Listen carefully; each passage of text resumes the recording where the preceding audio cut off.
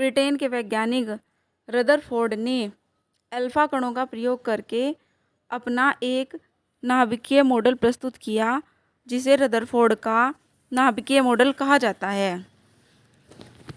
Rutherford ने इस प्रयोग में सोने की पतली पन्नी पर अल्फा कणों से बमबारी की। प्रयोग के दौरान जब अल्फा कण सोने की पतली पन्नी से टकराए तो उन्होंने देखा कि अधिकांश अल्फा कण पन्नी के आर पार सीधे चले गए, अर्थात उन अल्फा कणों पर कोई भी प्रभाव नहीं पड़ा, वो सीधे पार हो गए।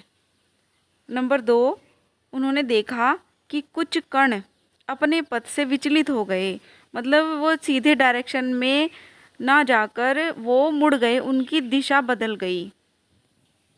और बहुत थोड़े से कण ऐसे भी थे जो पन्नी से टकराकर उसी मार्ग से वापस आ गए। रदरफोर्ड ने प्रयोगों के आधार पर कुछ निष्कर्ष प्रस्तुत किए।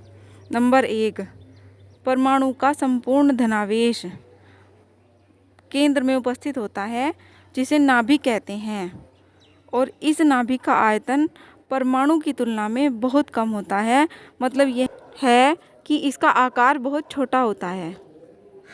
नंबर 2, परमाणु का नाभिक ऋणावेशित इलेक्ट्रॉनों से घिरा रहता है, मतलब कि ऐसे इलेक्ट्रॉन जिन पर माइनस चार्ज होता है उनसे घिरा रहता है। प्रयोग में अधिकांश अल्फा कण पन्नी के आर पार सीधे चले गए, क्योंकि परमाणु का अधिकांश भाग खोखला है।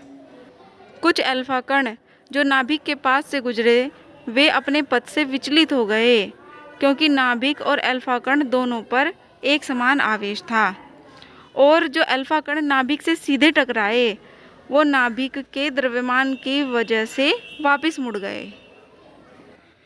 अपने इन सब निष्कर्षों के आधार पर रदरफोर्ड ने परमाणु का एक नाभिकीय मॉडल दिया, जिसे रदरफोर्ड का परमाणु मॉडल कहा जाता है। अनेक वैज्ञानिकों ने रदरफोर्ड के परमाणु मॉडल की आलोचना की, क्योंकि लोगों ने कहा कि इस प्रकार का परमाणु स्थायी नहीं हो सकता, क्योंकि नाभिक के चारों ओर चक्कर लगाने वाले इलेक्ट्रॉनों की ऊर्जा लगातार कम होती जाएगी और अंत में इलेक्ट्रॉन नाभिक में गिर जाएंगे।